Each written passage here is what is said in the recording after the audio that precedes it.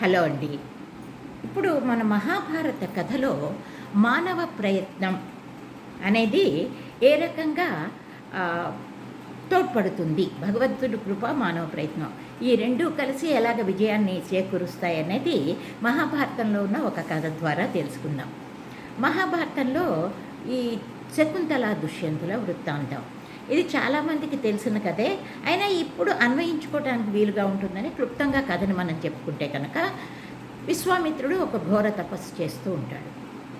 ఆ తపస్సుని చెడగొట్టమని ఇంద్రుడు మేనకని పంపిస్తాడు.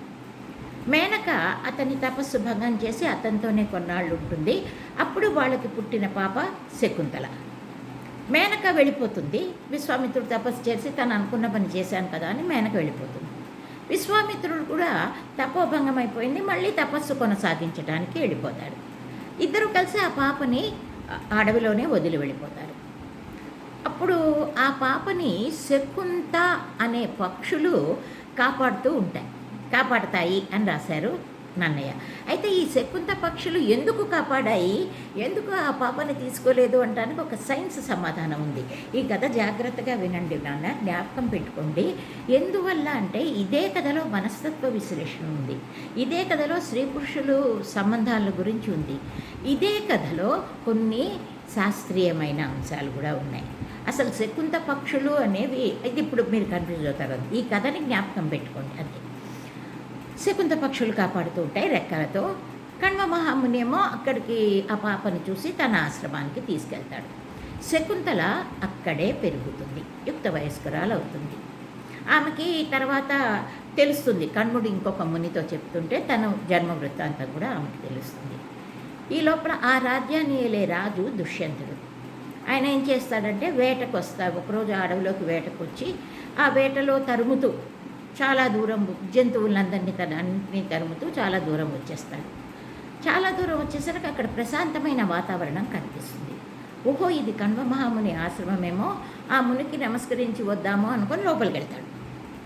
అక్కడ కణ్వ మహాముని ఉండడు. శకుంతల కనిపిస్తుంది. ఆ శకుంతల కనిపిస్తే ఆ శకుంతలను చూసి ఇతడు ఆకర్షితుడవుతాడు.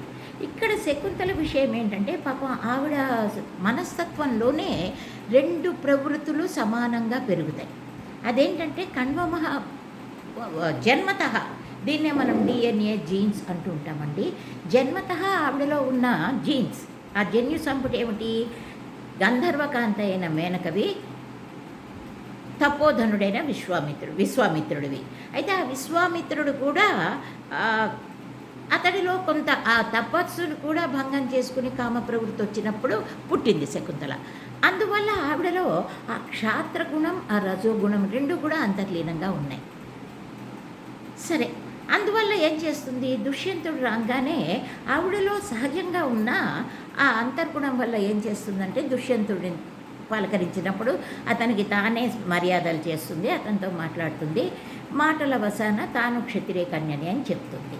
చెప్పేసరికి విశ్వామిత్రుడు క్షత్రియుడేనండి. చెప్పేసరికి ఏమవుతుంది, దుష్యంతుడు మనమిద్దరము గాంధర్వ విధిని వివాహం చేసుకుందామని ఆ అమ్మాయిని ఒప్పించి, పాపం తన ముందర ఏమంటుందంటే, మా నాన్నగారు అడవికి వెళ్ళారు పళ్ళు పువ్వులు తేవటానికి, ఆయన వచ్చి నన్ను నీకు ఇస్తే నువ్వు నన్ను వివాహం చేసుకో అంటుంది. కానీ దుష్యంతుడేంటి, ఆ అమ్మాయిని మరింతగా నచ్చ చెప్తాడు. అందువల్ల ఒప్పుకుని దుష్యంతుడిని గాంధర్వ విధిని వివాహం చేస్తుంది. దుష్యంతుడు ఏం చేస్తాడు, నిన్ను తీసుకురావటానికి మా ప్రధాన గణాల్ని పంపిస్తానులే అని చెప్పి వెళ్ళిపోతాడు. ఆ వెళ్ళిపోయిన వాడు శకుంతల గురించి మర్చిపోతారు. ఇక్కడ 2 కథలు ఉన్నాయండి. మహాభారతం అనే కథలో, మహాభారతంలో అయితే కనుక వెళ్ళి రాజ్యకార్యంలో పడి మర్చిపోయాడు అనేది ఉంటుంది. కాళిదాసు అనే కవి అభిజ్ఞాన శాకుంతలంలో ఏం రాస్తాడంటే, శకుంతలకి దుర్వాసుడు శాపం ఇచ్చాడంటాడు. ఏది ఏమైనప్పటికీ మొత్తం మీద శకుంతలని తీసుకెళ్తాను అని చెప్పిన దుష్యంతుడు ఆమెని రాజకార్యాల్లో మునిగిపోయి ఆమెని మర్చిపోతాడు. ఇక్కడ శకుంతల ఒక బాబుకి జన్మనిస్తుంది. ఆ బాబుకే సర్వదమనుడు అని పేరు పడతాడు. తర్వాత భరతుడు అనుకుంటాడు. కొన్నాళ్ళు అయ్యాక విశ్వామిత్రుడు ఏమంటాడంటే, అమ్మ నువ్వు నీ భర్త దగ్గరికి వెళ్ళిపో అని కొందరు మునులని సహాయం ఇచ్చి శకుంతలని పంపించేస్తాడు. అక్కడ ఏమవుతుంది, శకుంతల నిండు దర్బార్లో దుష్యంతుడు ఉన్నప్పుడు వెళుతుంది. వెళ్ళేసరికి దుష్యంతుడికి ఏంటి, అప్పుడు అది పెద్ద సభ, అందులో రాస్తాడు కూడా, సామంతులు, చిన్న పెద్ద అధికారులు, ప్రధాన పౌరజనులు అందరూ ఉన్న సభలోకి శకుంతల వెళ్తుంది. వెళ్ళేసరికి దుష్యంతుడికి కోపం వస్తుంది. అతడికి వచ్చిన కోపం ముఖంలో ప్రతిఫలిచ్చేస్తుంది. ఈమె వైపు క్రూరంగా చూస్తాడు. ముందు ఉదాసీనంగా చూస్తాడు, తర్వాత క్రూరంగా చూస్తాడు. చూసేసరికి శకుంతల గ్రహిస్తుంది, అయ్యో ఇతడేంటి ఆశ్రమంలో నా మీద ఇంత ప్రేమ చూపించాడు, ఇప్పుడేంటి ఇలా కరుకుగా చూస్తున్నాడు అని అనుకుని, ఆవిడకి క్షత్రియ కన్య కాబట్టి తొందరపాటు, విశ్వామిత్రుడి కూతురు, అది మనం మర్చిపోకూడదు, ఆగ్రహం ఎక్కువ. అంతకుముందు సరే ఆగ్రహం ఎక్కువ, అందుకని ఆ కోపంలోనే ఏమని నిర్ణయం చేసుకుంటుందంటే, ఆహా ఇంకా దుష్యంతుడు తనని ఆదరించాడు అని తెలిసిపోతుంది. ఒక నిర్ణయానికి కూడా వచ్చేస్తుంది, స్పష్టంగా అనుకుంటుంది. ఏమని, ఇతడు తెలిసి తెలియనట్లు నటిస్తున్నాడు, తెలిసి తెలియని వ్యక్తికి, తెలియని వాడికి తెలియచెప్పచ్చు, తెలిసిన వాడికి జ్ఞాపకం చేయొచ్చు, తెలిసి తెలియనట్లు నటించేవాడికి చెప్పటానికి కమల గర్భుడు బ్రహ్మకి కూడా వశం కాదు అనుకుంటుంది. అంటే నిర్ణయం చేసుకుంటుంది, ఇంకా తనని ఆదరించడు. అక్కడితో అయిపోయింది కదా ఆవిడ జాతకం. కానీ అక్కడే అనుకుంటుంది, అయినా వచ్చాను కదా ఇంత దూరం, ఎందుకు నేను ఊరికే వెళ్ళిపోవాలి, వచ్చి మిన్నకపోవరాదు, ఎలాగో వచ్చాను కదా, నా ప్రయత్నం నేను చేస్తాను అంటుంది. తీరా ఆ ప్రయత్నం ప్రారంభించేసరికి ఆవిడకి కణ్వ మహాముని ఆశ్రమంలో పెరిగిన ఆ ఆర్య సాంప్రదాయం ఎంతగా వంట పట్టించుకుంది అని అంటే, చాలా చక్కగా మాట్లాడుతుంది.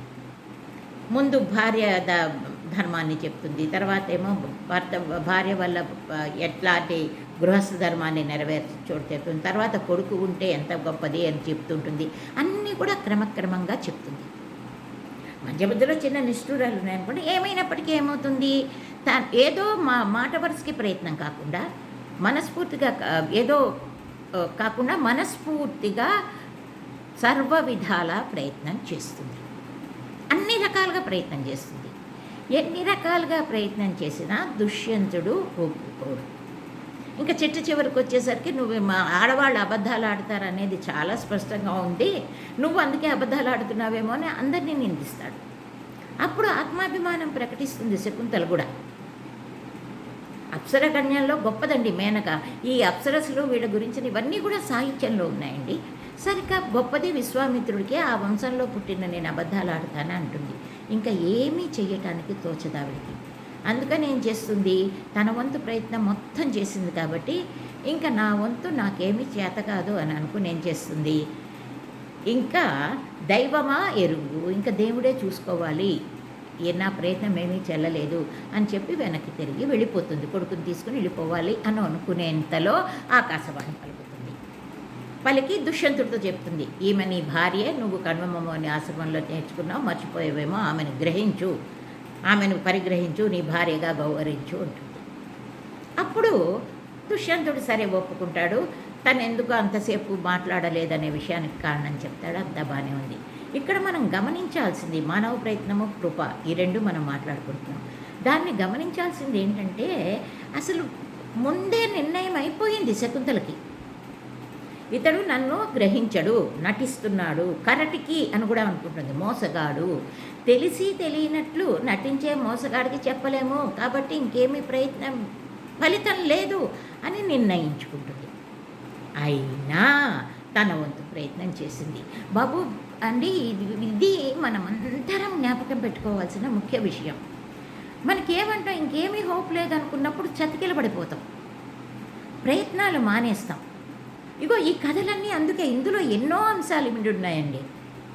మహాభారతంలో ఉన్నదే ఇతరత్ర ఉంది అని అంటారు, ఇతిహాస్తి తదన్యత్ర. మహాభారతం ఒక విజ్ఞాన సర్వస్వం. ఈ చిన్న కథలోనే నేను చెప్పాను కదా, ఇదే కథని మీకు జ్ఞాపకం చేసి మరికొన్ని అంశాలు ఏం చెప్పారనేది చెప్పి మనస్తత్వం ఎలా చెప్పారో అనేది చెప్తాను. రైట్, మనం చెప్పుకోవచ్చు అంటే నేను చెప్పడం కాదు, నన్నయ్య అంత చక్కగా రాశారు ఆ గ్రంథాన్ని. ఇంకా చెప్పాలంటే ఇతిహాస పురాణాలలో ఈ అంశాలన్నీ చక్కగా ఉన్నాయి. అందువల్ల పూర్తిగా హోప్ లేదు అని అనుకోకండి. ఆశ కనిపించకపోయినా కూడా మన వంతు ప్రయత్నం మనం చేయాలి.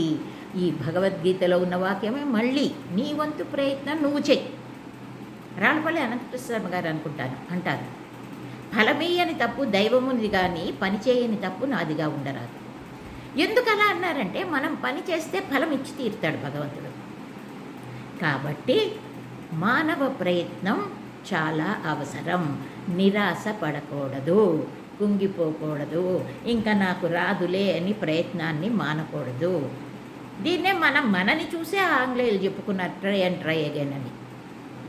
కాబట్టి మనకు మామిడికాయ కనిపించింది, ఓ రాయి వేస్తాం, 2 రాళ్ళు వేస్తాం, 3 రాళ్ళు వేస్తాం, తగలకపోతే కాదు, కాయ పడేంత వరకు రాయి వేయాలి. మనం అనుకున్నది సాధించేంత వరకు ప్రయత్నం చేయాలి, చేస్తూనే ఉండాలి. బాయ్, రేపు చూద్దాం.